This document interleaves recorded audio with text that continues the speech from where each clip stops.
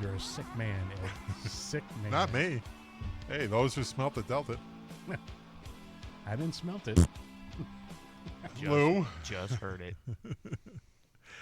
Live from the Shipwreck Studios in sunny 91, 92, 93, 94 degree Burbank, Illinois. We're roasting, we're sweating, we're slimy, we're sticky podcast. It's Good very evening. comfortable down here, though. Very nice. Air conditioning is a great invention. Oh, yeah. It is. Air conditioning is fun. Air I conditioning love is it. good. The tavern has good air conditioning. Cool air is good. The tavern At least has the beer's good going to air. be cold. Yep. Yep. Well, there's nothing like a frosty beverage on a Monday. Oh, yeah. Yeah. Cheers. Frosty. Cheers, frosty, mate. frosty. Right. Cheers to summer weather.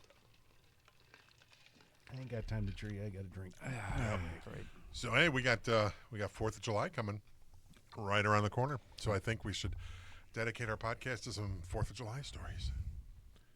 Some amazing 4th of July patriotic stories. Good. Why am I talking in my sensual voice? I don't know, but you're making me kind of horny. Thank you for calling the 1-900 number. You sound like my aunt. My aunt on the phone. Like, she sounded totally different on the phone. You'd call her, and she's like, "Hi, Louie." I'm like, "Oh, Aunt Anna?" Uh-oh, that's some on the res anti shit right there. And boy. then, That's crazy. and then you see her in person, and she's just not even close to that. I'm like, Wow. "Did you have a side job or something? Nice. How much is this per hour?" It's usually the 400-pound broad and has the sexy voice. Always, always, always. Not that that's a bad thing all the time. Or a guy nowadays. Oh, yeah. Although I remember when back in the day when you used to be able to make prank phone calls.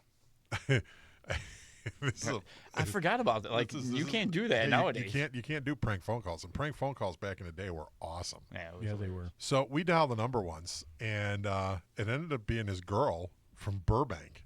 Oh, no shit. Yeah, it was hilarious.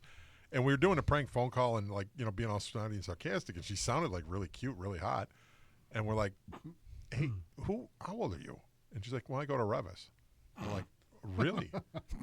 We're like, oh, how, you're like 16, 17? She's like, oh, yeah. Like, we're going to stop the prank phone call. You want to hang out? We'll be She's right like- over. She's like, yeah, meet me and my friends at Haunted Trails. So we went to Haunted Trails. We hung out with those girls for like a month. I was gonna say They were nice. she met you with like 3 guys off the defensive line from Revis and beat the shit out of you. No, they were actually cute. But that was back in the day when you used to do prank phone calls. And now you can't do them anymore. You know, I mean, you could if you do that thing where you got to change the number where it shows up on caller ID as a different Yeah, it's number. And, Too much but work. then people don't answer it because they think it's spam because Right. all you third world country spammers have like ruined everything for everybody. You know. Not only that, but it doesn't have fun when you're, you got to have all your buddies around. Yeah. And Oh, I got a funny telemarketing story this week. that's not 4th of July. Yeah, but it's funny. Yeah. It kind of is because it's kind of funny. It's close to the 4th. American companies, please stop putting your customer service agents in foreign countries because you're losing money. I do okay? not know what the problem is. You're you're losing big money, and hypothetically, this happened to someone, maybe, possibly, theoretically. Talking for a friend. They received their order from Bath and Body Works, and they ordered a couple bottles of your cheap, shitty cologne for work, and a couple bottles of your aerosol deodorant spray stuff, and some foaming soaps that are totally enjoyable, right? Well, first off, whoever is packing your shit at the warehouse does not know how to pack, because normally they take the little pump in the down position and they put a piece of tape over it so it doesn't move in transit, right? You failed to do that. And this shipment arrived to this hypothetical person with soap all over everything, right? So Hypothetical soap. the person was pissed off. So they called the customer service number and got Sue-Ann from the Philippines, who is a lovely human being, but the language barrier is pathetic. And so the person goes on to say, I'm a little bit pissed off because I just got my order from you guys. I paid like $70 for this shit, and I had to wash everything off, and the cologne boxes, one that I was going to use as a gift, is now trashed because it's got soap on it. Oh, you said the soap is cracked? No, dipshit. I said the soap is trashed. Oh, it's cracked. Did it leak? No, the soap leaked. Oh, it leaked all over? We replaced that for you. Replace what?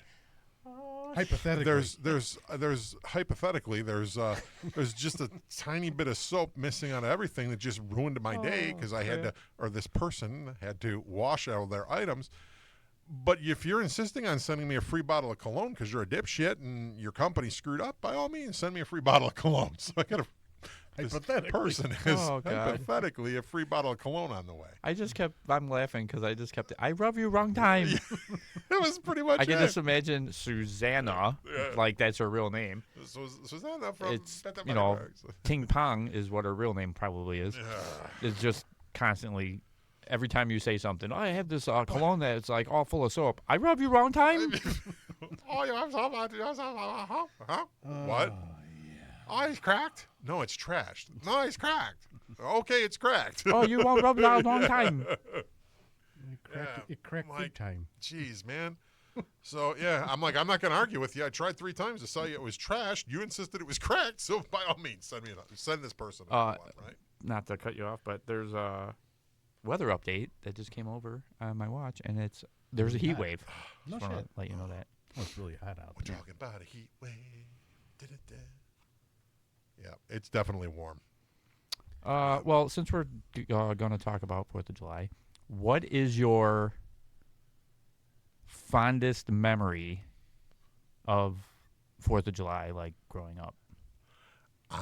This used to be one of my absolute favorite holidays because for my family, everything in summer falls between May and July. So, or May from Memorial Day to Labor Day is like my favorite time of the year because we had my dad's birthday, my birthday, Father's Day, Mother's Day before that, my mom's birthday, 4th of July. Usually there was a vacation and then Memorial Day. So it was like back-to-back fun, and you were out of school, so you were off for the summer. You know what I mean? So that was just like awesome. But I have so many 4th of July memories. I cannot even pick one out because when I was a kid, they were great. When I discovered fireworks, they were even greater. And when I discovered alcohol and fireworks, that was fun. Not dangerous at all. Okay. Yeah. I mean, do you traditionally do something like every 4th of July? We used to have, my house would be like a Christmas Eve and 4th of July, my house was always an open house. So everybody come at my house to hang out, shoot off fireworks in the alley. My mom's only request was that we cleaned up all the paper wrapper things at the end of the night. So she didn't wake up and it was like blowing all over the yard and shit. So, but and then when I was like of drinking age, we used to all come over to my house and drink. And then one year we had a brawl with the neighbors that were everybody was drunk and a fight started. And it was just like, it was a bench clearing brawl. And then everybody went back to their respective porches and continued to drink for the rest of the night. It was just, the times were different, and it was a lot more fun. We used to take M80s with wrist rockets and ping, shoot the M80s in the air and make aerial bombs out of them. We blew up garbage cans. We blew up telephone poles. We had bottle rocket wars. One time we shot a squad car that turned the corner of the alley, and we opened fire with like 6 bottle rockets on his windshield. That was not fun for him, not fun for us because we had to run. But yeah, 4th of July was always a good time. Nobody ever got hurt. We still have all our phalanges and digits. I wouldn't say not everybody. No. You don't know him, but he used to occasionally go to the park, and he had a lot of friends at the park.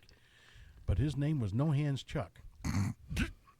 Was it because of 4th of July he was named that? Not a 4th of July, multiple 4th of July. So he didn't learn his lesson the first time. No, he had on one hand a finger and a thumb. On the other hand, he had a thumb. And so you couldn't put both of them together and still make a whole hand? No. Wow. And not only that, but he did it multiple times. Wow. No brains, no headaches. Yeah. Well, at least he still had his thumbs, man, because the thumb is what separates us from the savages. Well, with a thumb, you could still do things. You can not if you only have a thumb. Yeah, but if you have you can still grip stuff. I mean, look, I could.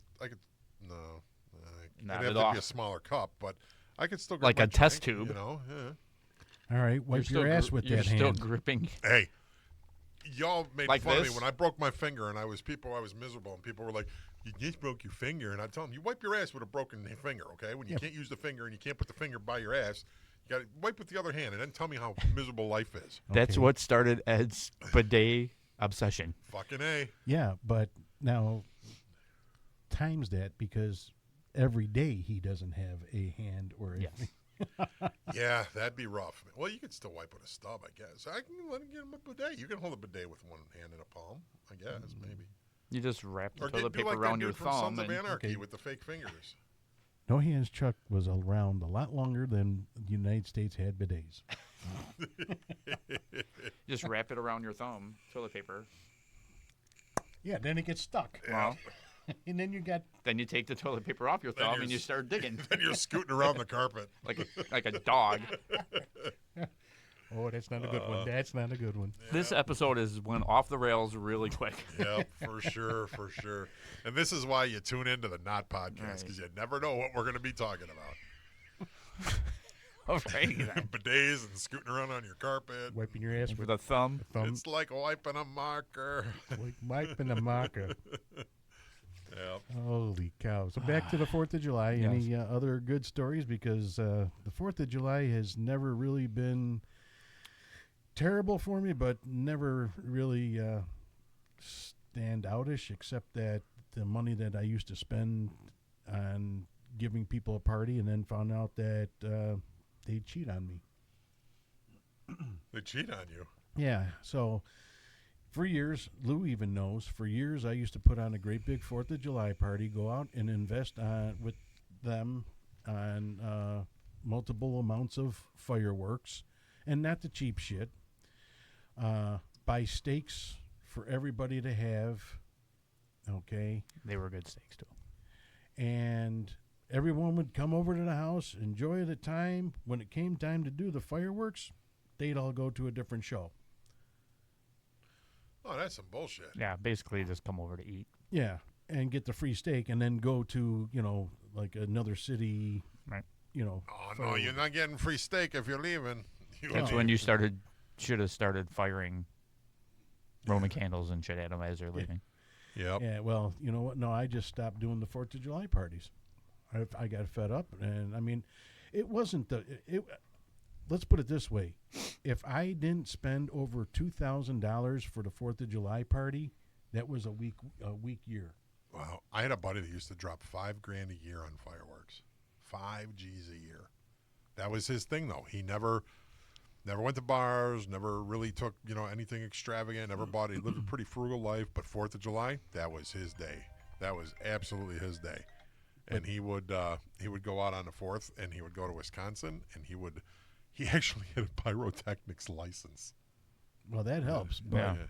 I mean, come Well, on. no, think he of- bought so much fireworks that they said, we can help you out and give you a pyrotechnic license. So all you got to do is take this 20-question quiz, and if you pass it, you can get a license. So he got a pyrotechnic license. What does he get, professional. like a discount? Yeah, then he got like 15% off on some stuff, 50% off on some stuff. So that means that his $5,000 went a lot further. Oh, yeah. And you know how those places are. Then It's it's like buy one get three free. then you it's know? like $8,000 worth of stuff. Yeah. Well, he used to literally bring that stuff back packed to the gills, man. And Yeah, well, that $2,000 I'm talking about isn't including the fireworks that we. That was just food and beverage. Yeah, and Yeah, that that's ain't the cool. type of people I had come to my party, and that's what pissed me off. I mean, half of my party would go to I'm going to say a professional, fireworks display, and the other half were the ones that paid for all this shit.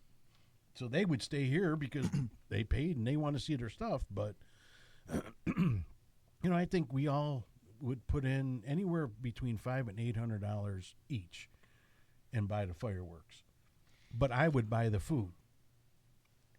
People would help out, and bring stuff. But the steaks, I'll tell you what, you buy enough steaks for 30 people and you tell me what. That's And I didn't buy expensive. cheap steaks. That's expensive. So, screw them. That's bogus. And that ruined my 4th of July from that point on. So I just listen to everybody else's shit. Oh, well. You should have a 4th of July party this year. No. Too late. I didn't do anything with the family growing up for 4th. Just kind of like the people down the block always had a ton of shit, and they lived on the corner, so they had a lot of open property. and we'd just sit out and hang out, and I would basically be with my friends, hanging around the neighborhood and watching their shit. The best thing was the day afterwards, scavenging around on the street. For the shit that didn't blow. Exactly. So we had the 4th of July after party. Nice. Nice. And then we had a guy when we got older and used to buy a ton of shit and sell it out of his garage. And we would, like, go to the prairie at the end of the block and have our bottle rocket fights. We used to have the guy, Richmond Food and Liquors. He was an Arabian dude on 59th and Richmond, and he was the hookup for your fireworks. But he would like, at the time, I think a brick of firecrackers was like $5, which back in the day, like $1.75 a week was like what you made on your paper route. Right. You know, so $5 was like, I mean, You had but to save for he that wouldn't shit. he wouldn't budge on his prices either. He was pretty ruthless. But he would hook us up, man. Thunder Bombs and Black Cats. Oh, Black Cats were my favorite. Yeah, Thunder Bombs and Black Cats. There was one time we went to the prairie. There was like 4 or 5 of us, and we all got like a brick of jumping jacks and like a couple of grosses of bottle rockets. Nice. And we would use the yellow wiffle ball bats, and it always had a hole on the Nice. end. Yep. So we would like be able to reach out farther instead of holding it in his hand, in your hand, and you know, sometimes if you hold it too tight, it wouldn't go right or whatever. So we picked a corner, and we're all got our bags full of shit and whatever, and we're like shooting them off. And this one particular year, this one kid, Joey Walker, decided he was gonna fuck up somebody's shit, and he come running up towards me, and throws like, I don't know, 5 packs of jumping jacks, Oh. and they landed right in my bag and just lit the whole thing on fire. And it was like the grand finale at one of the fucking shows. I'm like, you motherfucker. The whole prairie was like nothing but fog and smoke, right? I wasn't there. Yep. All of us, Just trying to burn it down. all of a sudden, we see these fucking tracers, because the whistlers, if you shot them in like fog, you could see the colors, and they look like Nice. tracer bullets. Yep. And they were coming completely where none of us were at, and we're like, "What the fuck? Who is that?" It was the Ridge Rats Nice. in the dumps in Chicago Ridge. They came over the tracks, and they were like battling us, and we like Nice. just walked into like a fucking bottle rocket war with nobody that we knew, Oh, bottle rocket wars were the best. Those were the best. except when you get all your shit lit up at one time and you're out. That would suck. That would suck. Yeah, bottle rocket wars were fun, man. We used to do so much dangerous shit when we were little that now, I mean, God, you put a kid on a bicycle without elbow pads, knee pads, and a helmet, you're a bad parent. Man, Yeah. Well, My parents used to give me a Bic lighter and a brick of firecrackers and go, have a good 4th, Ed. just pick up your mess when you're done. Just clean up the wrappers. there was a party that when I was I was in high school, in fact, I know I was, that it was a friend of my parents, a friend of my dad's, and we never really went to their house for very much, but my dad decided to go for this 4th of July, and they had a 40-foot evergreen tree in their backyard. They had like 6 of them that went across the backyard. Nice.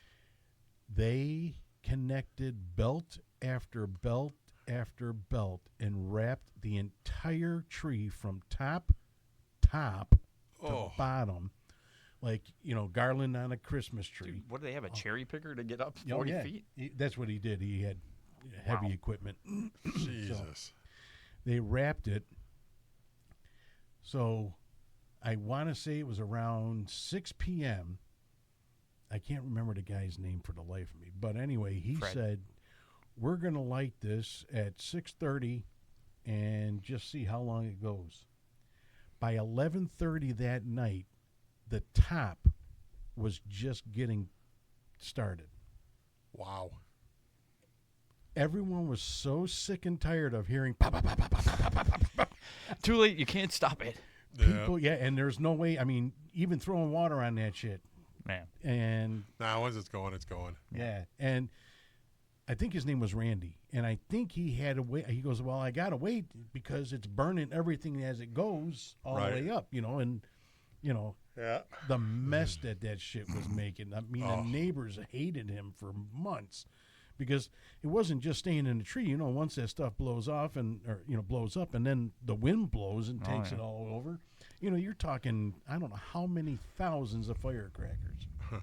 Dude, I can not imagine. I mean, I know how long and how loud one belt is.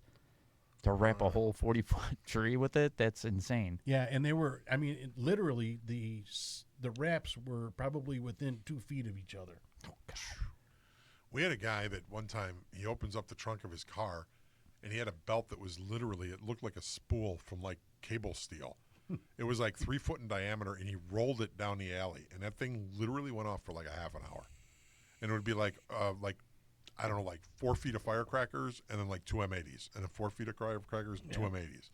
And it was just like this mass. Man, the mess that thing made, though. Oh yeah, and The now you can wrappers, imagine that oh. constantly Yeah. from 6:30 to at least 12 p.m. Then that there was thing a going. body shop back in the day that he used to love the 4th of July. It was a shop it was on Ogden, like in between Cicero and Broadview, Cicero, somewhere around there Okay. on Ogden. He used to blow up a car every year. He would have a massive barbecue, and at the end of the night, they blew up a car. Why? Just because people love to blow shit up on 4th of July. Me and Rick Coyle used to go to Trost Hobby Shop, and we would buy models, and we would build these model planes, and then we would save them for 4th of July, and then we would hang them from trees and shoot rockets at them and blow them up and put firecrackers in them. And What the fuck? and I'm like, man, I had some really cool. I remember I had this Japanese Zero that I really liked, and it came out really nice, and I blew it up in a 4th. I was like, oh, why did I do that? You're a But- dumbass. Because I'm a that's why. dumbass. Yeah, you're young and stupid. What the hell? Yeah. Dude, one of my buddies that lived down the street, his dad was one of those guys that he was a handyman and he had a truck, so he would like go door to door and get jobs and whatever. And he did something else besides that, but that was like on his spare time. But he was like, he knew people, like he had Nice. connections to everything and everybody and whatever. And one 4th of July, my buddy Jamie goes, "Hey, my dad's got some fireworks. Come check them out." So we go over there, and his dad pulls out this wad, not really a wad. It was a triangle. Like, remember the footballs that you like fold up in paper Yep. and you play the football game? Yep. That's what it was, but it was like in newspaper. And Mexican firework. it was exactly. And dude, this thing blew a hole in the ground about the size of a basketball. Yeah, I love those When things that go boom. I don't know why they had them there. Maybe it was Cinco de Mayo or whatever. But when I lived in Mexico, my uncle came and gave me a bag of fireworks, and he was telling me that, okay, so on this day we'll blow these up, but these are yours. You can play with these ahead of time, whatever. Okay, so brown paper bag. I didn't look inside until later on. I go down, and every one of them was a triangle folded newspaper firecracker. See, this is starting to explain things. We're starting to get the bigger picture here. What, because most kids get like Matchbox cars to play with or Legos. Mike got explosives. Sparklers. And then when he was a teenager, he burned the prairies. Oh, yeah. This is starting to Not a teenager. This is starting to No, come that was together grammar a little school. bit. Yeah, there you go. That was grammar school. I blew up prairies when I was in high school. Oh God. He elevated the game. We're starting to get things explained now. It's all starting to come together. It all started when I was 3. But yet he still won't let us light his head on fire for.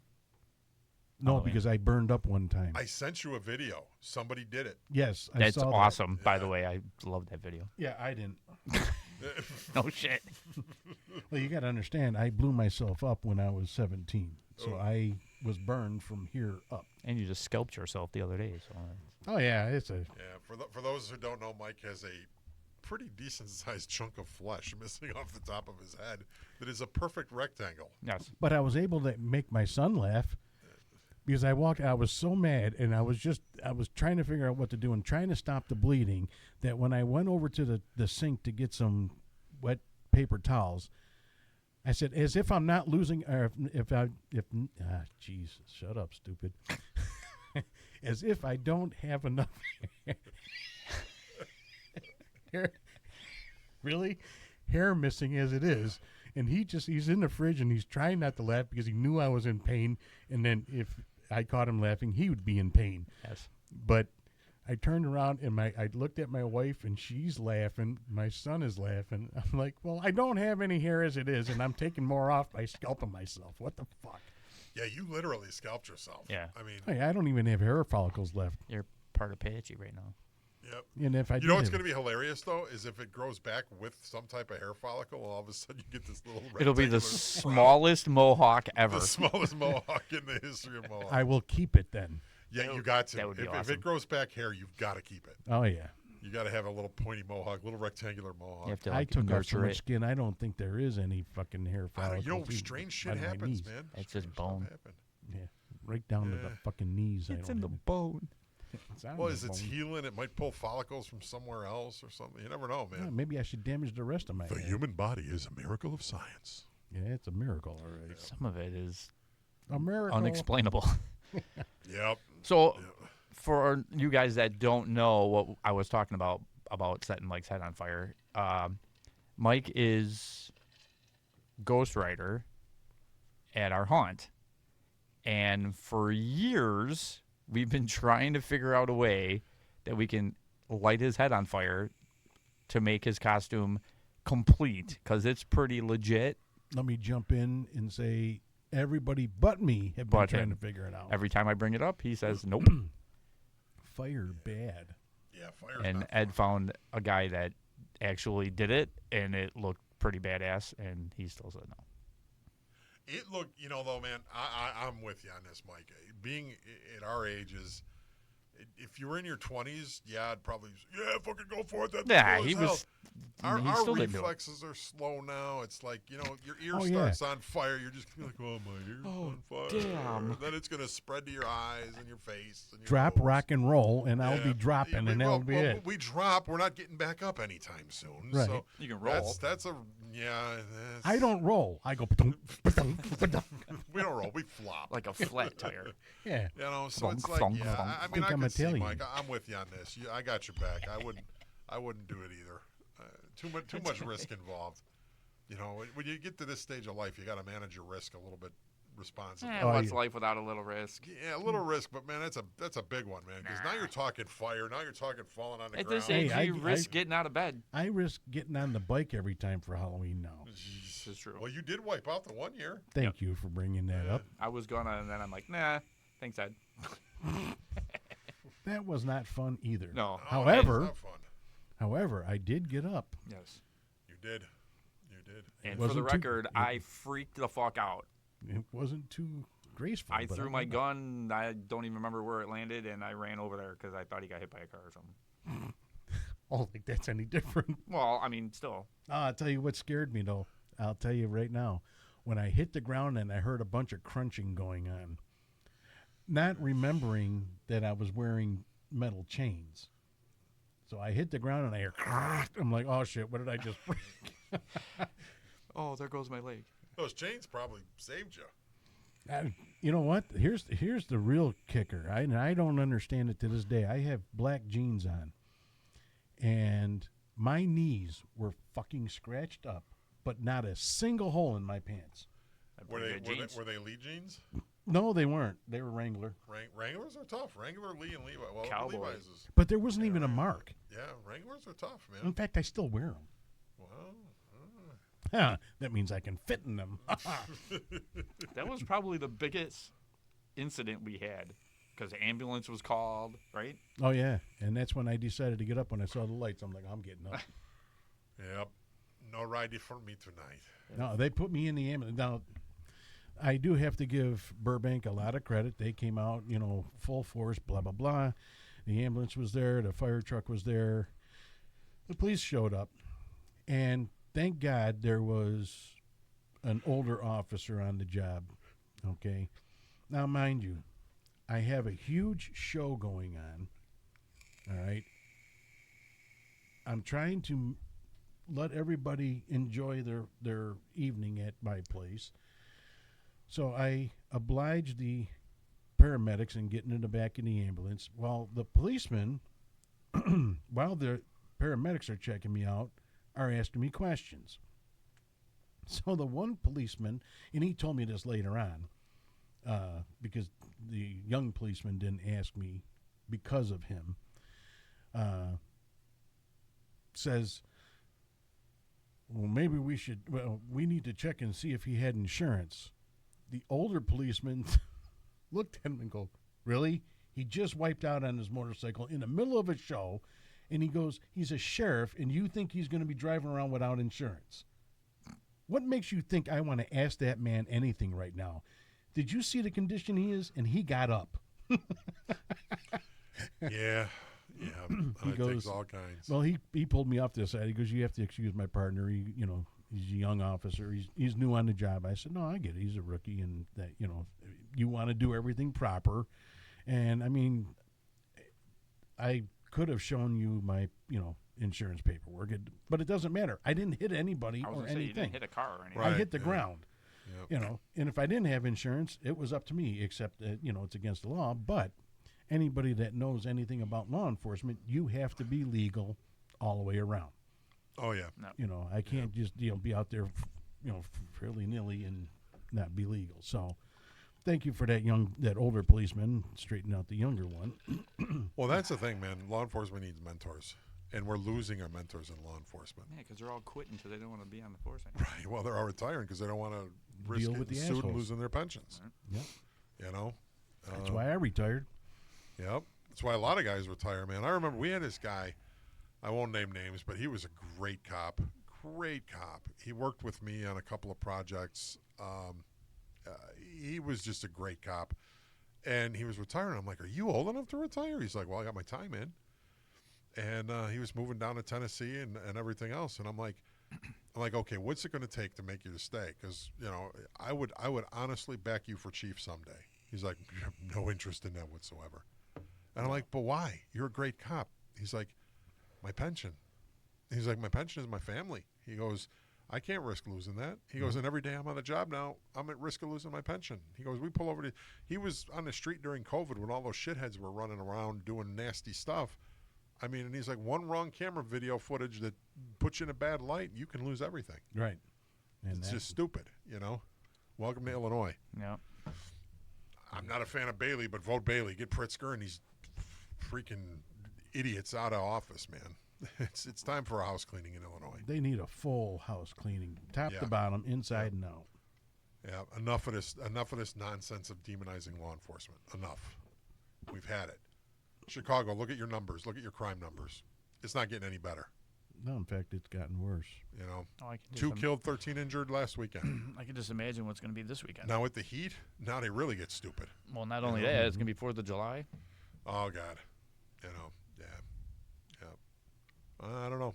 And service announcement, when you dumbasses want to, blow off your fucking pistolas because it's the 4th of July, the bullets have to land somewhere. Yeah, shoot to the ground if you're going to shoot your pistol.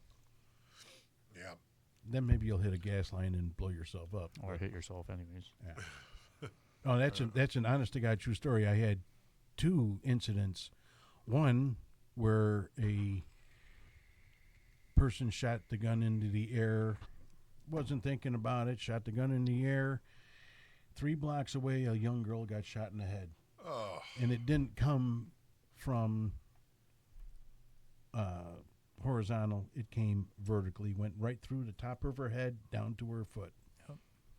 And then the other one was a sheriff friend of mine, actually lived in Chicago, went out after the 4th of July, opened up the garage to take his bike for a ride, and there was no gas in it because the bullet went right through the gas tank. So one of them hit your neighbor's porch, right? One year? That was, where was that at? Next door. Yeah, but I mean. Oh, what day? Or I don't know what it was. I don't know if it was actually a holiday or not. I just remember you telling me that you went over there and you noticed that it was a bullet. Yeah. Yeah, it was sitting on the front porch. Really? Yep. Yeah. Stranger things have happened. Yeah, and it's not strange. Gravity is a motherfucker, and if you shoot something up in the air, everyone has this theory that the bullet dissipates. It just goes out into space and it's lost in gravity. It doesn't. It comes down and shooting kills somebody. aliens. It disintegrates when it hits 5,000 feet. It just disintegrates. Yeah, I don't know. Yeah. There's a word for those people. No brains, no headaches. Dumbasses. Why is Siri talking? Shut up, Siri. You're not part of the show. Dumbass. Join. Yeah, but that's it. Now, our 4th of July public safety announcement. When you're shooting your fireworks, boys and girls, make sure you have a 5-gallon bucket of water and your hose is connected and on. And somebody holding it. What the fuck is that for? That's the public service announcement for safety on the 4th of July. What does that do? Put the fire Put out. the when it's fire up. out when your house catches Well, fire. the hose I understand, but what the fuck is the 5-gallon Because you bucket? dip all your Sparklers. sparklers. Yeah, Oh, fuck that. Where the hell are you at? yeah. When your little 3-year-old comes running over, and what do I do with this? You put it in the Yep. water. You know, I think Never gave my 3-year-old sparklers. honestly, the It was sparklers, always stuff that disappeared. the sparklers are the most dangerous fucking thing on the 4th of Oh, July. yeah. They are. I'll never forget, man. One 4th of July, a person who should remain nameless, was a little tipsy, and people were with their sparklers, going, "Oh, gee, look at me, I got sparklers." And then they're like, "What do I do with the sparklers?" "Oh, I'll take them and put them out." It was like kung fu, only on the. He had 2 lines going. Well, it happened. I mean, he put them out. Oh, yeah, he was going to throw them in the bucket of water and didn't realize you grabbed the hard part of the sparkler, buddy. That's the red part. But it was wasn't- still orange. It wasn't lit yet. It was still orange, and you decided to touch it. Yeah. Yeah, they, Like you say, no brains, no headaches. Yeah. Yeah. I mean, that's the thing 4th-degree about burns on your hand. yeah, that's the thing about the 4th of July. There's too many stupid stories. Oh, God.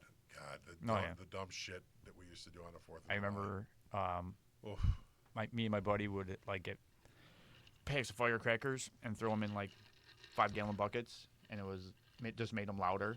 Right. And you didn't have to pick up the paper because it was already in the bucket. And his mom came out to tell him something or whatever, and he had a pack of firecrackers in one hand and a lit punk in the other hand, and he's talking to her and not paying attention, and he put his hands together and lit the pack of firecrackers, and it all went off in his hand. And his mom was freaking out, and she's Greek. Oh, that's even better. Yeah. Fucking his hands all like blistered up and stuff. I'm like, I had lady fingers go off in my hand one time. That was scary. Yeah.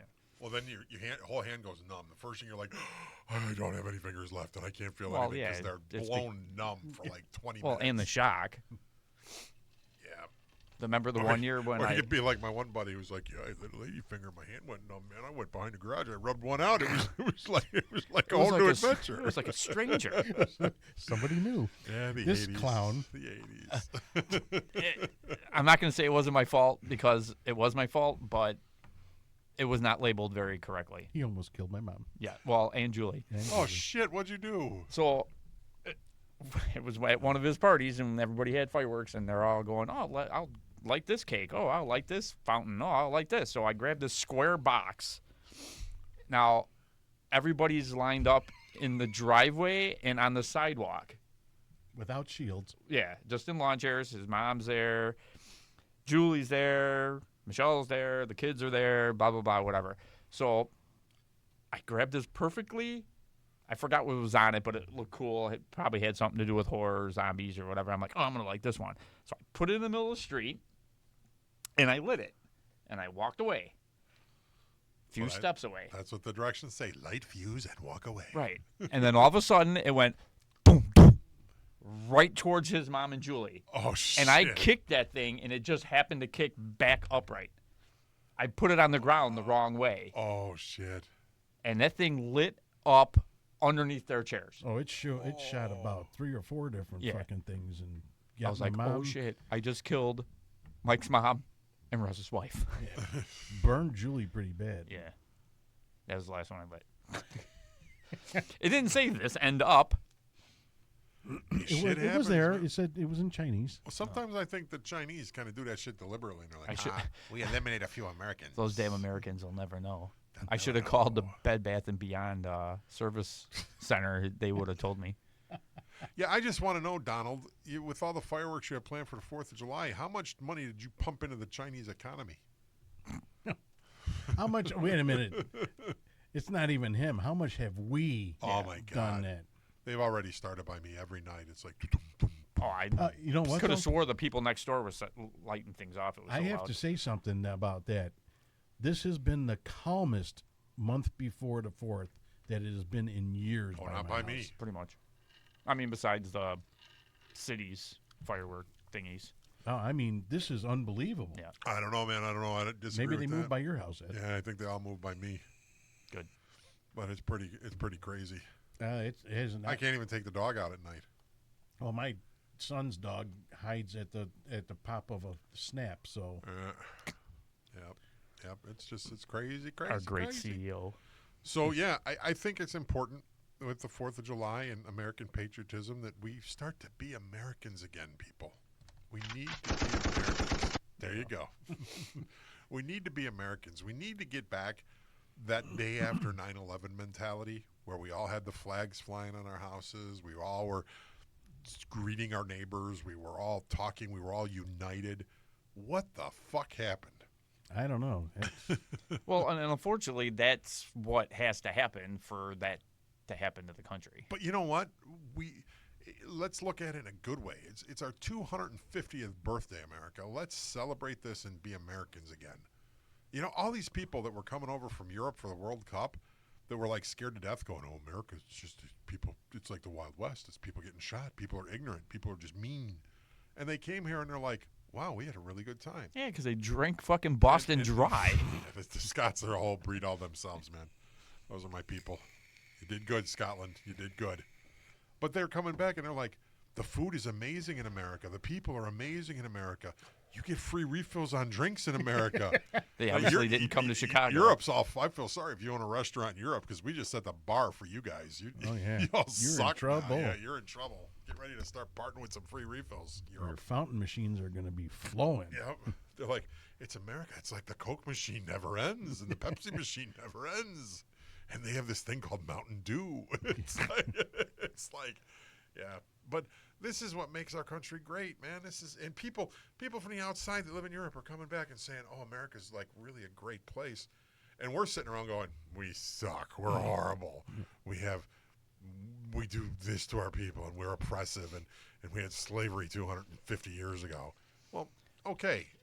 We did. Okay. And we're not perfect. Europe had it 300 years ago. Yeah, we're not perfect. Nobody's perfect, but we're trying to grow out of it. You know, some people aren't. I mean, there's still jags in the world, but let's just try to be Americans again, please. Let's just be Americans. Celebrate the 250. Enjoy yourself. You know, I was thinking of that. We were young once when, I was 9 when the 200th came around. yeah, but in 1776 or 1976. So yeah, we got to enjoy that.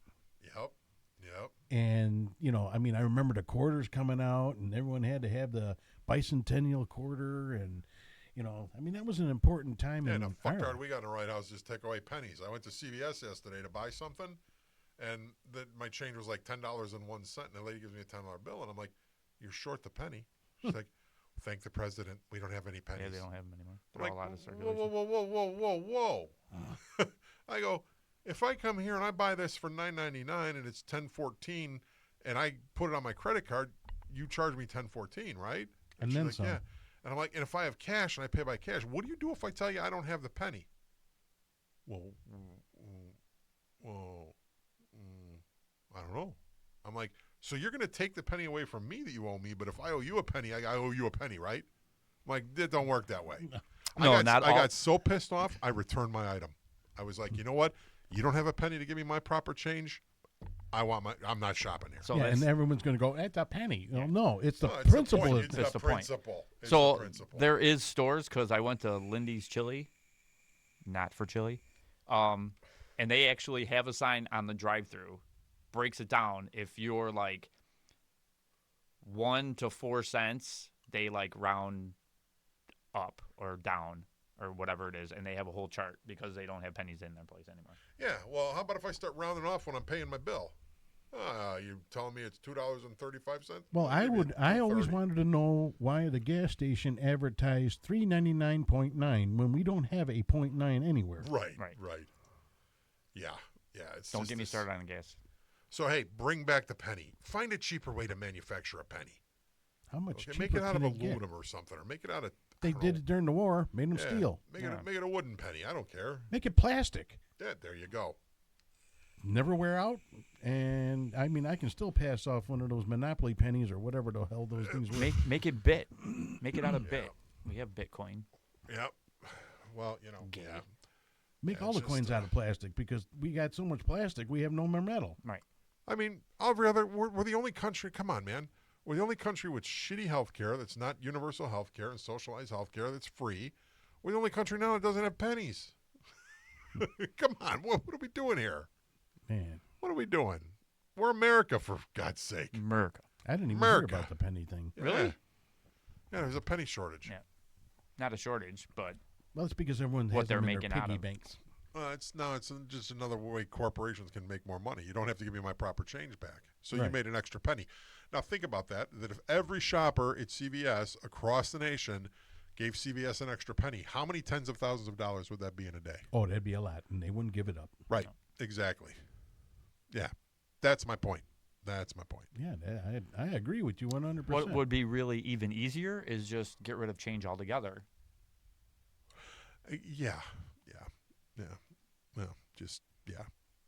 Yeah. Because the people that the new generation probably can't count pennies and whatever because Oh. they can't tell time without a digital clock. And they can't sign their name. Right. They can't write in cursive. Can't write a map either. Yep. No, that's true. You hand them a map, they have no idea what they're doing. If it Oh, forget doesn't about come out a on globe. What's GPS this and telling you- NSCW? Swanu. Why is this pointer pointing up? Swanu. I know, go up. Yeah. I mean, okay. I'm Well, I not gonna remember. get I there. remember back in the day, never eat sour wheat.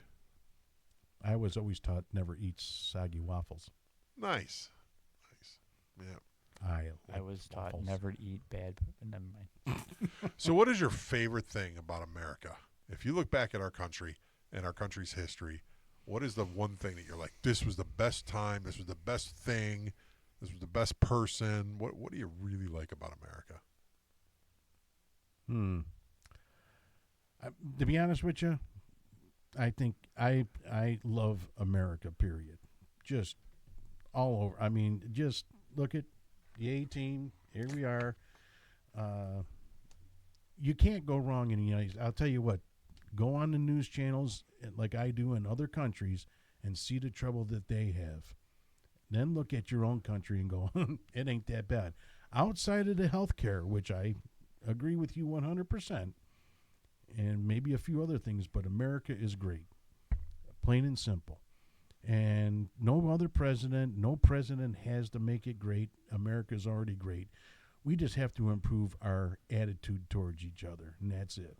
I agree. I like the cowboy era. I think we had a cool Western era. You Cowboys weren't are alive in the cool. cowboy Yeah, era. but see, the problem is I wasn't there to witness it. Yeah, I'd like Ed to, was. though. Yeah. Oh, you old bastard. I'm an old bow-legged bastard. Yippee-ki-yay, motherfucker. Yeah, that was cool. I think, and I think like of cool people, cool Americans, George Washington had to be one of the coolest Americans. Well, anybody that can wear wood dentures got my vote. Well, not only that, but he was just such a badass. He was just like, he was a true. There's a new movie coming out about him, and I can hardly wait to see this movie because he was just really just a good dude and a badass. I think colonial times were pretty decent. Other than the hygiene. The lack thereof. Yeah. But yeah, I mean, and my favorite place in America, hands down, the Badlands.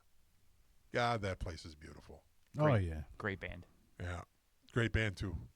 But yeah, the Badlands. That place is just so gorgeous, man.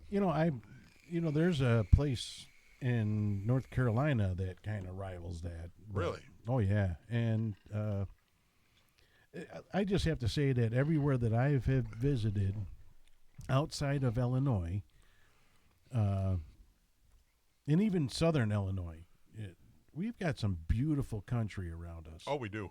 We do. And what amazes me is the British. First of all, they don't understand. Well, I mean, I'm not degrading them, but they don't understand that when we leave our home state, that's like leaving another. That's like leaving their country. Right. Right. They don't understand that Illinois is bigger than friggin' all of Britain. Yep. And so when we go on vacation, we don't have to go far to get away from, The crap. right. Well, see, the beautiful thing is like, yeah, the freedom in America, like we can go on vacation to California. We can drive Route 66. We can do the Peninsula Drive through Michigan and Wisconsin, and we don't have to get passports for it and papers and all that kind of stuff because this is a free country.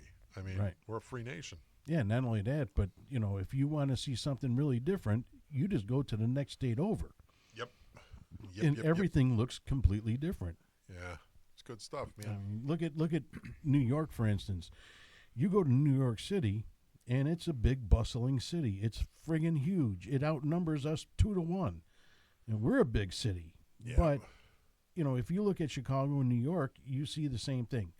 Why would I go to New York to go see a big city? Well, I would go to New York to see the rest of New York, not New York City.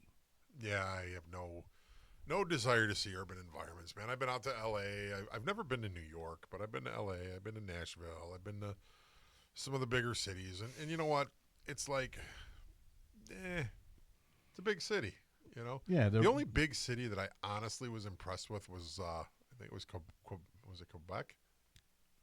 It wasn't Toronto. It was, it had to be Quebec. That was actually a city that I, honest to God, felt safe in. And the prices were just, funny story. I think it was or Montreal. It might have been Montreal. Vancouver? No, it was either Quebec or Montreal. I think it was Montreal. There's a museum, and we were picking like what to do for the day, and it was Abby's turn to pick what to do for the day. So she's looking through the little brochure book or whatever, and she's like, the museum has Pompeii and Toulouse-Lautrec and Napoleon. It's like, this museum is awesome. Let's go to the museum. I'm like, damn it. I'm like, the museum experience for 3 people. $50 admission fee. 3 different exhibits, $25 a piece. This is going to be an easy $400 day, right? So we drive, we get in a little rental car, and we drive to the museum, and I'm parked the car, and I'm looking around for parking. Well, there's all kind of street parking, and there's a meter. So I don't know what the meter is. So it was like literally like 50 cents for the entire day to park. Oh, jeez. Because you gave it 50 pennies. So I put in like 50 cents Canadian. It was like 50 cents to park. I'm like, score. I'm like, that saved me $50 because in Chicago, you go to the museums, it's like $50 to park your car, right? So we go to the museum, and I'm standing in line. I'm like, oh, I'm puckering the old butthole because I'm like, it's coming. And we get up to line, and the lady looks at me, and she's like, and how can I help you? And I'm like, well, I need two adults, 1 child, Pompeii, Toulouse-Lautrec, and the other one. And she's like, oh, okay, $16. I'm like, for the kid? No. For all of you. I'm like, kid. Yeah, but we want everything. We want to see all the exhibits. Oh, yeah, that's all included. She's like, you're from Chicago or New York, aren't you? And I'm like, Chicago. She's like, yeah. She goes, up here, we like to make the museums affordable so people can come and enjoy them. She's like, you're welcome to spend all day in any exhibit you like. It's like, I think it was like, was it $7.50, like $2 for Abby. It was like ridiculously cheap. Terrible. But it's funny that you mentioned that because what zoo around here can you go to that's free? Lincoln Park. Costs $45 to park there. Yep, exactly. Literally. Yep. My son works downtown occasionally for volleyball. And he couldn't find parking. He said, well, the museum is right across the street. Or no, the zoo is right across the street. So he parked at the zoo. And it cost him $45 to park. But the zoo is free. Right. Well, I was amazed, though.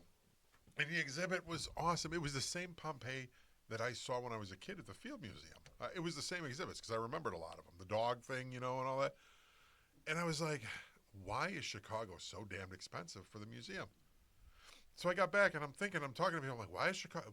They have free day once a month. Oh, gee, thanks. Yeah. But then Canada has affordable pricing they every up day the of the parking year. on those days. Yeah, right. So exactly. then it's $60 instead of 40. Karen took me for my birthday one year because I love Vikings, and she took me to see the Viking exhibit, and I was kind of like, oh, this is going to be expensive, but then I'm like, oh, it's my birthday though. I'm not paying for anything. So we go down there, and it was ridiculous. I mean, you have to pay the museum entry, then you have to pay for the special Vikings exhibit, then you had to pay to park your car. Then because we were there all day, you had to eat lunch there, which, you know, a $5 McDonald's burger is now a $20 burger at the cafe in the museum. It's more expensive than parking. Yeah, it's like, it was like turn you upside down. So I'm like, we're not eating here. We're going to Connie's afterwards. We can get a really good meal at Connie's, like for half price, you know. So, but the Vikings exhibit was so fucking cool. It was really cool. But yeah, I mean, but this stuff should be culturally acceptable. But we have become such a profit-driven society that we forgot that, like, people should be enjoying these museums. People should be learning, but they don't want you to learn anymore. They want you to be a sheep. Yeah, and that's a given. That's Well, for and damn now, sure. nowadays all history is fake. Oh, well, if it's not history that's acceptable, you just erase it. Right. You know, and I get it. Slavery was an ugly time, for sure. But what about the Indian massacres? Nobody's talking about the American Indian massacres. What Indians? Oh, and displacing them. Right, and displacing them and then trying to give them smallpox and then addicting them to alcohol and then taking Fire their water. land away. And I'll never forget, I was watching this movie and the Indian goes, well, how do you own the land? Do you have, did God give it to you? Right. They're Yeah. like, no. He asked like several questions and he's like, I don't understand how you can take the land. The land is the land, you Yeah. know? And that's it. I mean, we just took it. We just took it and then divided it up, and it's like, wait a minute. You know, yeah, our system is so flawed and broken, but that's neither here nor there. We need to be united again, and we need to work together and solve the problems. You know, there's no such thing as a problem that can't be solved. Well, the problem is people have their own agendas of problems, and they're not the same as other people's agendas of problems. Well, the problem is the problem of the people. The people of the problem. Just like the video that you showed me about that guy Oh, yeah. dressed like a whatever, and that would be one of the problems.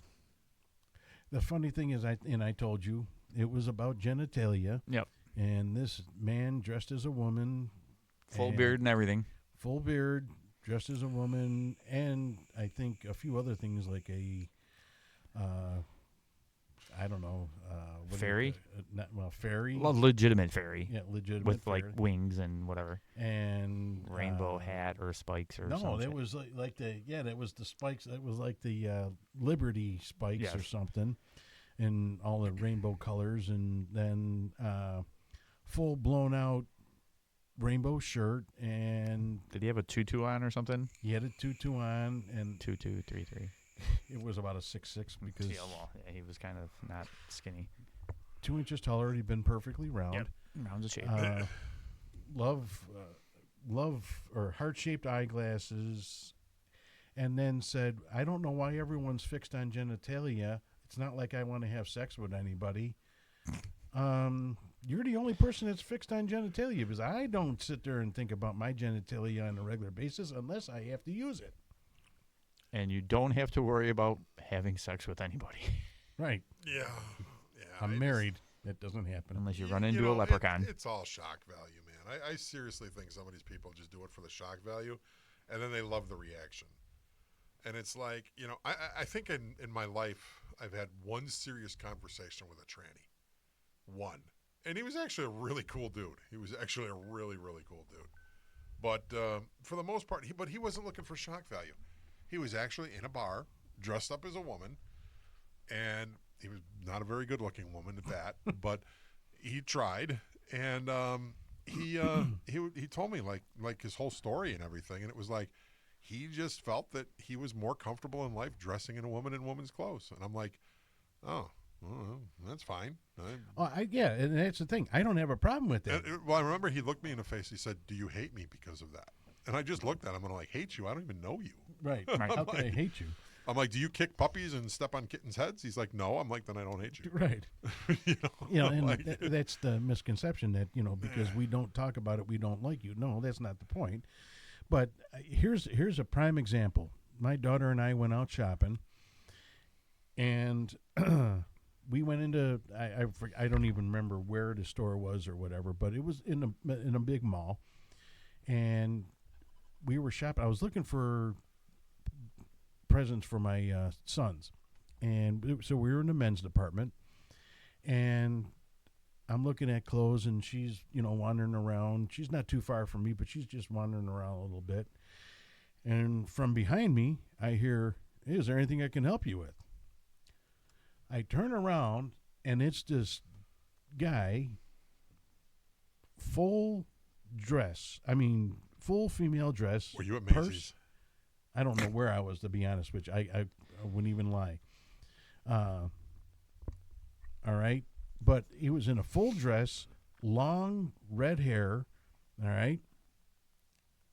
My daughter was so embarrassed because I didn't say anything to him out of pocket or anything at all.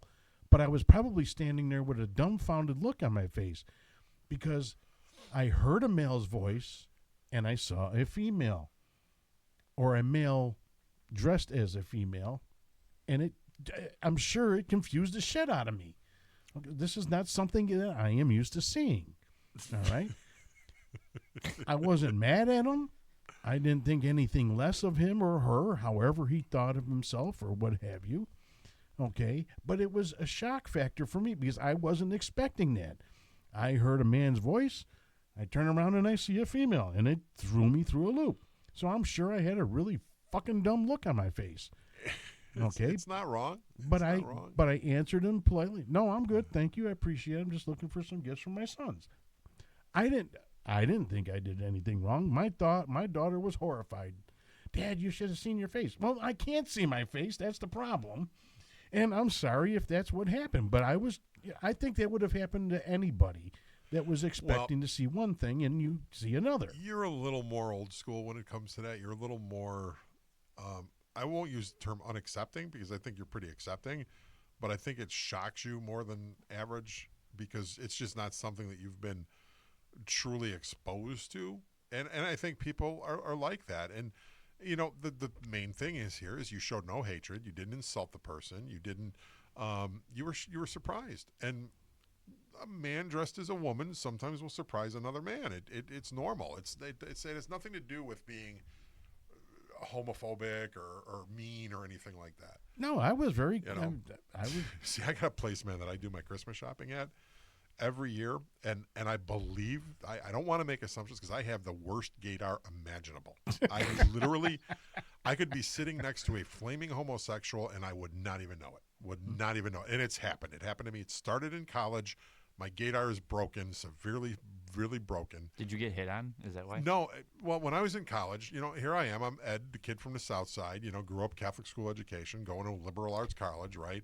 And they had homosexual clubs and all this stuff, like the gay club and all that, And I would walk past the room and be like, "Oh, there's gay people in there." Okay, Well, I had this one buddy. His name was Bill. Bill looked like David Bowie and dressed like he was straight out of the cover of GQ magazine. And he was the coolest, nicest, funniest human being alive. And we met in a lounge and accepted him into our group. We used to be called the Lounge Lizards at Columbia. That was our little fraternity we had. Nice. And Bill was one of our lizards, and we would occasionally the college people we would get together and we would party in the weekends. And I remember my friend Kenny was having a party, and Bill came along, and Bill showed up, and I'm like, "Hey, Bill's here!" So I'm sitting with Bill on the couch. We're drinking, we're partying, we're having a good time, we're talking, we're laughing, the whole shot. Bill's like, "Hey, man, I got to go to the bathroom. I got to get up and go to the bathroom." I'm like, "Oh, cool, man. I'll be here. I'll save your seat." Well, this guy comes up to me and he goes, "So are you with Bill?" And I'm like, "Well, no, we didn't ride here, but we go to school together." He's like, "Oh," he goes, No. Are you guys together?" And I'm like, "Well, yeah, we're buds. What are you talking about?" And I didn't even catch on that this person was like asking me if I was in a relationship with Bill, Right. So Bill comes back from the bathroom and we start talking. I'm like, "Man, a fucked up thing just happened to me." And he's like, "What?" And I go, "This dude over there," and I point to the guy. I'm like, he comes up to me, he goes, he like insinuating are we together? Are we a couple? And Bill looks at me and goes, nah, man. He goes, you're really not my type. I love you, bud, but you're not my type. And the way he said it was just kind of like, Bill, that was uncomfortable the way you said that. He's like, Ed, you do know I'm flaming gay. And I'm like, get the fuck out of here, Bill. You look at you. I'm like, you're the most handsome fuck on the planet. I'm like, you can get any woman you want. He goes, and that explains it. have you ever seen me with a woman, Ed? He also can get any man that he wants. And I'm like, come to think of it, Bill, I've never seen you with a woman. He goes, because I'm gay. I'm like, you're not gay. He's like, would you please stop telling me I'm not gay? I'm gay. You're not. And we get into this big debate about whether he's gay or not. You know what I mean? And at the end of the night, I mean, we're both drunk at this point, you know, so we're having this intense conversation about homosexuality and friendship and brotherly love and all kind of shit, right? I love So at you, the end of the man. night, he comes up to me and he's like, hey, man, he puts his arm around me on my shoulder and he's like, I just want to make sure we're still friends and you're not going to hate me because you know I'm gay now. And I looked him straight in the face. I sobered up like the minute he said that, it's like the sobriety just took over my body. I looked him straight in the face and I said, Bill, you motherfucker, we are tighter now than we've ever been because I know when I'm hanging out with you, all the women that come around us because of you, I've got a shot at because you don't want them. And he just busted out laughing. And, man, he was my sidekick for like 3 years, man. He was a really good dude. He actually, I think he moved out. What I heard was he, you know, because back in the day we didn't have cell phones and email and all that shit. I heard he moved out to California and he was a writer on the Conan show. Like he got a job in Hollywood, like writing comedy. And God bless him because he was a wonderful human being. But he made this video called Bob the Tumbleweed. And he literally was out in Arizona and this tumbleweed was rolling down the highway. He picked it up and brought it home with him. So he did a feature film at Columbia on Bob the Tumbleweed. And it was hilarious. It was like this tumbleweed in a stripper bar, tumbleweed in a gay bar, tumbleweed in a fancy restaurant like at the Drake. He rented a room at like one of the most expensive hotels, and he had like the tumbleweed in the bed with like room service. It was like this funniest random shit, you know. Well, But you yeah, had- my gaydar is horrible, absolutely horrible. mine isn't broken. Mine was defective occasionally. Oh, but, mine is totally but, nonsense. No, years ago when I worked for a security company and I worked downtown, and you have to wear uniforms. Well, the uniforms that we wore that were downtown, because we worked in a residential area, they were a suit coat, shirt, tie, jeans or pants, gray slacks, and didn't have patches on them or anything like that. So it was just a regular suit type of security. So we used to get changes of officers all the time because people just didn't like the location, they couldn't deal with the area, whatever. So this one guy comes in and I'm working with him. His name is so and so, and I'm working with him, and probably 3 or 4 months goes by, and I just noticed little things. Nothing really stood out. He wasn't a flamer or wear pink things or which was unusual back at the time. He didn't stand out as gay in any respect, but there were little subtle hints. And one day, he was coming over to take my place for my lunch. And he walks up and I said, "Hey, listen, I got to ask you a question." He's like, "Okay, go ahead." I said, "What side of the fence you play on?" He looked me square in the eye and goes, "Not yours." I said, "All right." He said, "But do me a favor, please don't tell anybody." He goes, "I don't want to lose this job. I lose my job all the time." Because I'm like, "Dude," I said, "I just wanted for my own information. I don't care what you do, how you act, whatever." I said, "I was just wondering." I said, "I am not telling any bosses, nothing like that." Well, after that, we had a area that we would, change our uniforms or whatever. I walk in there. This guy was 6'2", 6'3", decent sized person, and he was sitting cross-legged on a chair brushing his hair. And I mean brushing it like the girls do 200 times or whatever. Yeah, you got long hair, you got to take care of. Well, he didn't really have it. It wasn't really long, but anyway, it was the fact that he was doing it. Never once, he he was at ease because he knew that I wasn't going to be snitching him out, and he wasn't in fear of me, tailing on him or whatever. I didn't care. Just let me know ahead of time, and we're all good. Yep. I'm not homophobic. I can give two shits of how what your relationships are like. But the shock syndrome that I had, that was, again, to be expected. It was a deep voice, kind of like mine. Hey, you need any help? Turn around and this. I mean, It's like my suspected tranny that works at the store that I Christmas shop at gives me the absolute best, most impeccable customer service. Every Christmas, I'm actually excited to go shopping there and run into this person. really? And I will specifically seek this person out because he hooks me up with like exactly what I need for Christmas presents. And just like my personal shopper. I'm so impressed. But I do have a funny lesbian story. those be friends. oh no, you don't. Back in the day, in the roaring 80s, 90s, one of these college parties, I had a friend who was, we were Ed and Ed. We were Ed squared.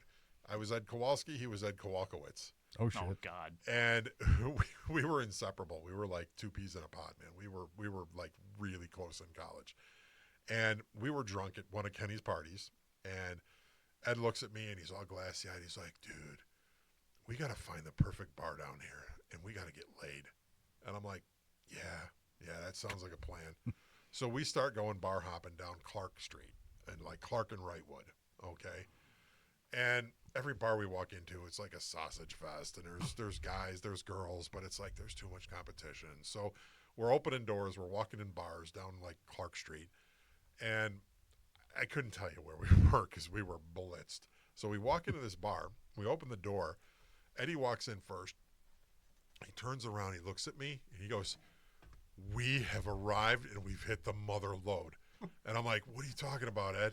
I look around and there's nothing but women in this bar. Nothing but women. I'm like, there's all women in here. I'm like, we have zero chance of striking out in this bar. I'm like, there's got to be a woman for each of us in here. So we pull up a seat at the bar, right? We're ordering our drinks and everything. And these women are looking like we were like a fucking scabs. I mean, they were just like No shit. disgusted with us, And back in the day, we were good-looking dudes. We had long hair, the leather jackets. We had a good look, good appeal to us, And a we're, penis. we're personable, the whole shot. But yeah, the fact of the matter was we had penises. So This is the perfect time to use that word. so we're hitting on these women, and they're like, "Fuck you, get away from me!" And you get out of here. Blah blah blah. So we're sitting now. We're starting to get bummed out. So we're sitting at the bar now, and we're like halfway through our drink, and we're like, "Man, this place really sucks. These people fucking hate us." So finally, this beautiful, beautiful blonde comes walking up to us, and she's like, "Gentlemen," she's like, "What is your intentions tonight?" And we're like, hey, man, we're just looking for love. I mean, we were flat out honest. We're like, we're just looking for love, man. She goes, you're not going to find it here, idiots. This is a lesbian bar. Well, I'm sitting like this. I go, jaw drops, right? Ed goes, but I love lesbians. They're awesome. He's like, scissors.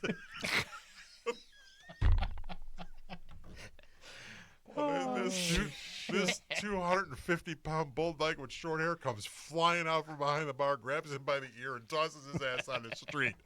And as he's walking out, he's like, scissors! He's all drunk. Yeah. Oh, True God. story, man. Oh, man, that's rough. Yeah. Talk about an angry beaver. Oh, God.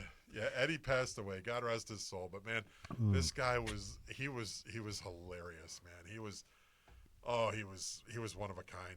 Well, I've never been to a gay or lesbian bar, so I can't tell you. But the funny thing is about this guy from that store.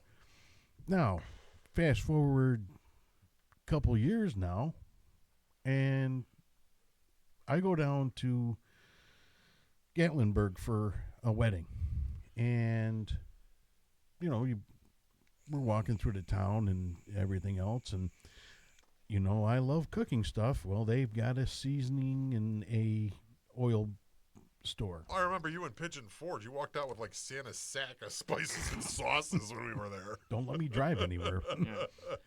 So Yeah, so I go into this oil shop, and I'm looking around, and there was a lot of good oils they had, a lot of olive oils that just phenomenal. And Got to go to I, Fat Louis. I go, this place knocks that out of the park. Really? Oh, yeah. So I look behind the counter, and there sits this guy. He's in men's clothing, but long red hair. I'm telling you, if it wasn't this same person, it was a twin brother. Okay. That's funny. So, Or sister. you know, again, he says, is there anything I can help you with? Is there anything, you want me to try samples or, whatever? I said, well, this blood orange olive oil sparked my interest. He's like, wait, just right there. Don't move. Don't do it. I'm like, okay, but he's doing it in a little bit of a feminine style, motion or whatever. I said, okay. My wife is there. He runs out of the store. There's no one else in the store other than my wife and myself, and he was the only clerk. So. And Mike's going, I'll take this one. Yeah, I'll we take could this have. one, I mean, I'll we take could this have one." robbed the place blind. I mean, he left the register there and everything. He ran out of the store. Now he's Nice. gone for about good 10 minutes, and he comes running back in, and he's got this little cup, and he's got, I don't know what's in the cup, but all of a sudden he goes, "Give me that orange, blood orange." And I go, "Okay, what do you got?" He goes, "Vanilla ice cream," and he pours this blood orange olive oil on top of this stuff. Oh my God. I don't eat a lot of ice cream, but I would drink that stuff. Thank you. Oh, very nice. You don't eat a lot of ice cream. I hate you. Dude, I have never heard of that before.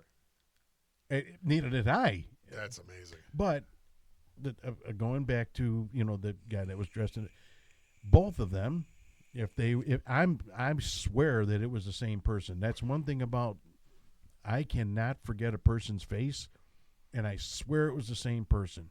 Now, maybe some days he likes to dress as a guy, some days he likes to dress as a girl. But so attentive, and first of all, he had so much trust that I wasn't going to rob the place, and it just left. But he worked so damn hard to find vanilla. There was an ice cream store that was right across the way, but they had run out of vanilla ice cream. So he had to go a block away to find vanilla ice cream, brought it back for me to try like that. And, I mean, that's a salesperson. Well, that's a good human. You know what I mean? Like That's that- just a good human. I mean, that would have Unbelievable. sucked if he went through all that problem and then you and Michelle left. Right. And he took that chance. I mean, It's true. I've found in life that like those people are much more compassionate than the average person, and I don't know if it's because of just their nature of being compassionate, or if it's because of the constant mistreatment and fear that they go through and anxiety, that they're just kinder I think in that's general. what it is. But yeah, they're just good people, oh, he was awesome. Except for the lesbian who threw Eddie out of the bar. She Yeah. was definitely angry. She was definitely angry. Angry Beaver. Yeah, Yeah. she was definitely mean and angry. I don't Well, have. I mean, everyone I've ever met, outside of, maybe a bad situation or whatever, doesn't matter your orientation. Have always been good people. Hey, love is love, man. I could care less. I have a lot of gay neighbors now, which is kind of weird because you would never. And one of them is he puts the rainbow flag on his tree, man. He don't give a shit. I did see That's- that down the street the other day. Yeah, well, the storm blew a flagpole right off the tree, And so it now landed he in Edge. Now it's Now he it's in wrapped it. Kansas. Well, no, I think somebody either brought it back to him. He found it, but now he's got the rainbow on the tree, tied to the tree, which I think actually looks cooler. But it was kind of funny because my neighbors are gay as well, and they're like, "Yeah, there's gay people like around the corner on the block and blah blah blah." And I'm like, "Yeah, so I guess Chicago Ridge is becoming a hotbed." And I think it's because we got good shopping and good food. It's like, And probably a good police department. oh, we got a real good police department, really good police department, and really good paramedics and fire department too. Our public works, it's a nice place to live. I mean, I do want to that should retire be your to slogan. a big farmland south somewhere. Oh no, we're going to. Yeah. We're going to take the podcast with us, except for just- Lou. Except for me. Yeah, I don't I'm stuck in my trailer. I could take my no, I Oh, can't. you can take your trailer because it would fit right in the Yeah, property. the trailers or tires are flat. So. Well, my buddy Rick actually is buried on his land in Kentucky, Really? the land that he bought. I found that out when they had his memorial service here, that he chose to be family, his wife. They buried him on his land. You do want to hear something interesting. My last partner that I worked with, I'm not going to say his name over the airwaves, but he moved to Kentucky, became a Louisville policeman, went to Rick's wake. Really? Yep. Wow. I just contacted him the other day we still keep my whole unit still keeps in touch, and we wish each other birthdays and Father's Days and Mother's Days and stuff.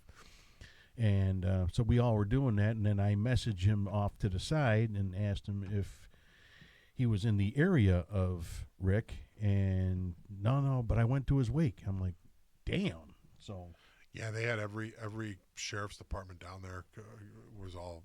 I mean, it was a beautiful ceremony they had down in Kentucky, and I just couldn't go, man. I really thought about going, and I could not handle it emotionally. It's very personal to me. You know, the reasons are very personal. That Rick was special, man. He was a special friend of my life. He was really just a great guy, and true American hero, true American badass, and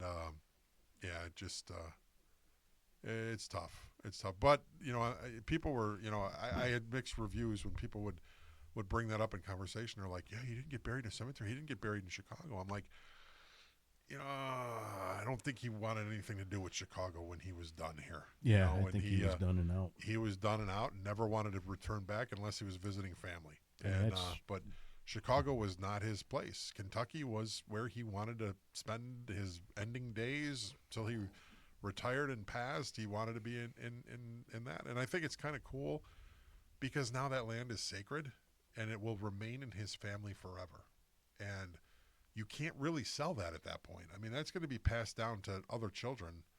Rick didn't have any children, so I think his nieces, nephews, they might get the land. Who knows how that's going to end up, but it's like it kind of makes me smile because I'm like, Rick, you actually created a legacy for yourself, man. You created a legacy for yourself. And, this little kid from St. Gall who played in band and, played tackle football on the street and grew up like every other little kid on the south side of Chicago, really created a legacy for himself that's going to be forever. He will be immortal. And that's a beautiful thing, that he will be immortal. Well, he was recognized not only in Kentucky but for Chicago PD. Yeah. I mean, there was a lot of, from what I understand, there was a lot of Chicago PD that went down there. There was a few of the Cook County sheriffs that went down there. It's still a brotherhood, even though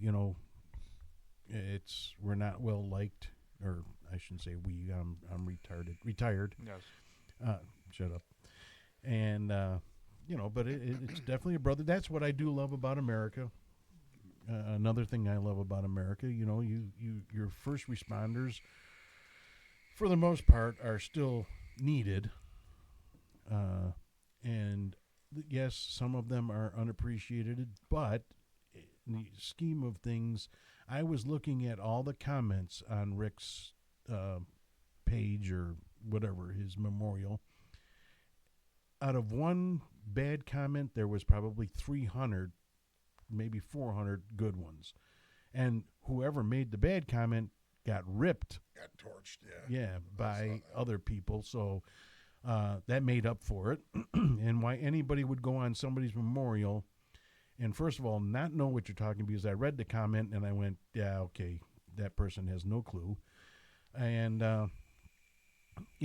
then everybody else stepped in and took care of that, jackass. And, we need that. That's what we need on a regular basis, not when someone passes. Well, it's a fine line, man. But I can tell you one thing: 4th of July memory. When Rick was on CPD, man, they used to get the best fireworks from him. He used to get the best fireworks. He would hook me up, man. I remember one year He gave me a bag, like a Ziploc, big Ziploc bag full of M80s. And then he's like, all right, I probably shouldn't give this to you because it's you, but I'm going to give it to you. But you only can use this on a special occasion. And I'm like, special occasion? Like what? He's like, no. He goes, seriously, this is not a 4th of July item. He goes, this is a special occasion item. I'm like, okay. It's Saturday, special It's occasion. it was a half stick of dynamite. Oh, shit. Yeah. And so I'm looking at this thing, and I'm like, this is like Wile E. Coyote Roadrunner shit. I'm like, is this like dynamite? He's like, yeah, No, only half. only a special occasion. And I'm like vengeance? He's like, no. Like no, making no, a hole in the ground so you no, don't have to no, dig like, one. Like special occasion. So I literally held on to this thing for probably, I want to say, over 10 years. Ooh, that's getting bad. Well, the special occasion finally came. The World Series for the White Sox. Oh, boy. Nice. So when the White Sox won the World Series, I went out to the front of my house with my half stick of dynamite. And blew up his car. I literally blew a 3-foot crater in my front yard, shattered every window within a 3-block radius, probably, like rattled them. Thank God nobody's window broke. And it was fall, of course. It was the World Series, and I knocked every leaf off my Autumn Blaze maple tree. Hey, you don't have to Instantly. wait now. And I remember the cops showed up, and I'm standing in front of my house, just drunk and bewildered, with this bewildered look on my face. And the cop goes, "Did you hear an explosion?" And I'm just like, and they're like, "Was it you?" No. It was a No. gas leak. I think it was a gas And then leak. I just pointed to the 3-foot crater in my yard, and they go, "Do you want us to make a report out for vandalism?" I'm like, "No." Could have got your lawn done for free, probably. And then the cop looked up. He's like, "This is the only tree on the block that has no leaves." Like, I raked them all out. I'm going in the house now. My tail between my legs. Dude, you should have like done some like special Oh God. And you talk Thing- about me. something special over that hole and kept the Oh, hole there God. and just like planted like a White Sox flag or something. Oh, Forever. No, it was bad. Do you know how was- much dirt was displaced at that point? Yeah. Oh yeah. And standing there talking to the cops, he's got like grass out of his teeth and shit. For real.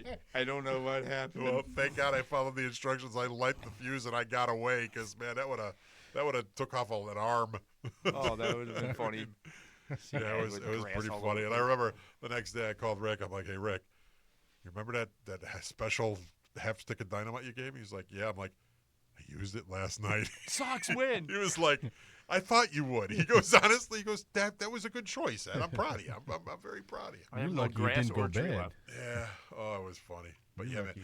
I mean, it was literally a 3-foot by 2-foot crater. It's like 2 feet deep, 3 feet wide, blown completely out. No leaf on the tree. Car alarms going off all over the The neighborhood. Chinese guy's going, why did we give him that? Why you do that wrong for? Yeah, that was pretty funny. Look, we can see sky. Yeah. Yeah, That tree has no leaves. Yeah, but it was funny when the cop looked around. He's like, "You have the only tree on the block that doesn't have any leaves on it at this point." I'm They're like, all over Ed. "Uh-huh." Great big piles. I'm going in the house. Thank you, officer. I can't hear a word you're fucking saying. Oh my God! And you talk about me burning a prairie down once a year. Hey! This was a one-time shot. I didn't go every year after school and I blow up my I neighbor. did it until I got it right. That's crazy. But yeah, those were the days, man. Yeah, it was the last time. Honestly, I don't think I've lit a firework up since then. I think that was He's it. still in shock. That's like a menage a trois, man. You do that, you're no coming back from it. You're done. You're done. He's having flashbacks. I can't write the damn thing. Stop moving the flame.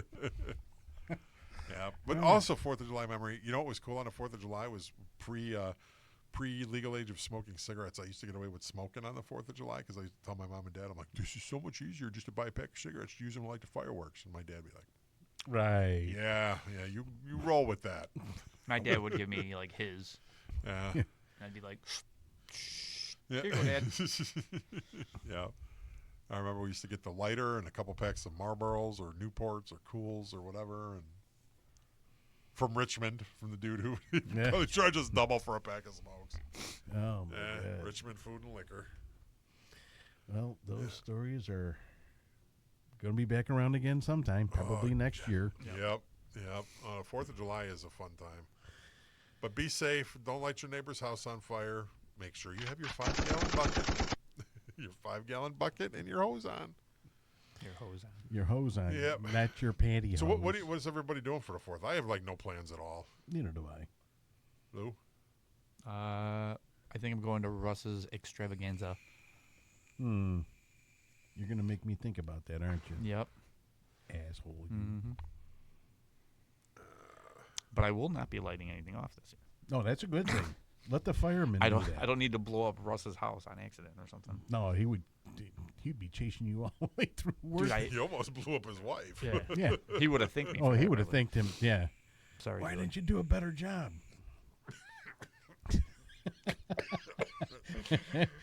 Aim for the head? I never thought of that. Yeah. That's a perfect opportunity to blow your wife up on the 4th. Right. I missed mine. I don't know how I did that. Yeah. Oh, yeah. She couldn't sit in the chair, so she was probably standing up and able to move faster. Yeah, right. Roll around. Anyway, gentlemen, I think it's time to disperse. Well, thank you for tuning in to our 4th of July episode. Smash that like button and subscribe, please. On everything. We are on every platform out there. Hey, and you in Singapore, you missed last week. Get right, bastard. You know what? They all of a sudden that disappeared on my thing altogether. Yeah, You guys got to listen to our podcast. Get us up there. Get us out there. Both of them. Yeah, well, this was definitely 4th of July, sitting around, shooting a breeze. I think we hit a lot of topics. I think we. Oh, who are you guys picking for the Chicagoland race? I'm going to go out on a limb, and it's not going to happen. I'm going to take Bowman. Because Bowman won the last time I was there. Which was the last race that was there. Yeah. I'm going to go on a limb and take Larson. I'm taking Bowman. You know what? I'm going to take Larson.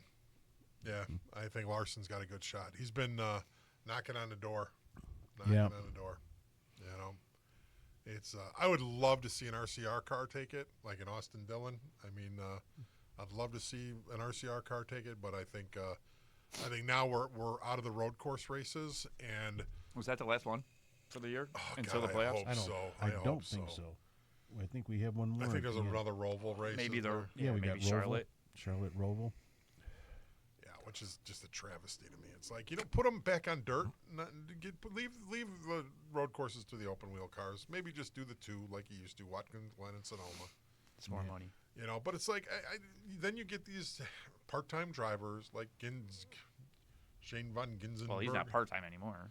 Well, well, now we realize, shit, I can make money doing this. In The NASCAR. Magna, whatever his name was, that was He's a tool. Yeah. That dude's a tool. but I mean, he was brought in just for that. Yeah, he was brought in. Well, they used to bring in, remember Boris Said? The Said heads? He used to call his fans the Well, Said heads. wasn't Zane Smith? Or No. What was the other one?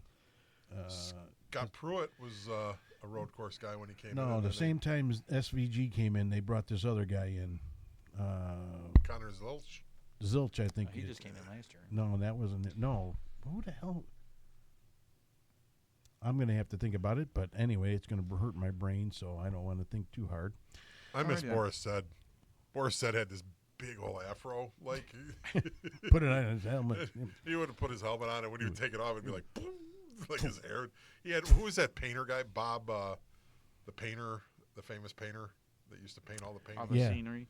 All the scenery paintings. Bob something or whatever. Bob the Oh, Builder. my God. No, not Bob the Builder. Bob the Painter. Bob the painter. Bob the Painter. But he had that same kind of hairstyle like Boris said. Alrighty then. Or as I call them, Boar's Head. How about Banshee? Banshee Defense. Cool stuff. Get your 4th of July deals at Banshee. Yes. Yes. Oh, did he have a sale? He had some cool stuff up online today. He was doing packages with like add-ons. Like I'm very generous, and he was throwing in like freebies, like patches, stickers, all kind of cool stuff with your order. Candy, I think he had on there. I know he definitely mean, has coffee. Dog Yeah. treats. He has a cup of coffee on him is what his thing is. Nice. So, Nice. yeah. BansheeDefense.com, people. And I have to watch the CEO for the next couple days because the owner had to leave for a couple days. Where'd he go? Up to Mary's. Oh, nice. Very nice. They have some type of party they have to attend, and the CEO wasn't invited. It probably hurt his feelings and the CEO's. I think he'll be fine. Chief Eating Operations. He gets to spend the day with Grandpa. Oh, with Grandma. Right. He does her work with her. Nice. So, anyway, all right, guys. This is the end, and say good night. Good night. Good night, everybody. Good Happy night. 4th. Be safe. Happy 4th. Deuces. America. Merica. Mark. Don't be a panoceros. Or blow it off.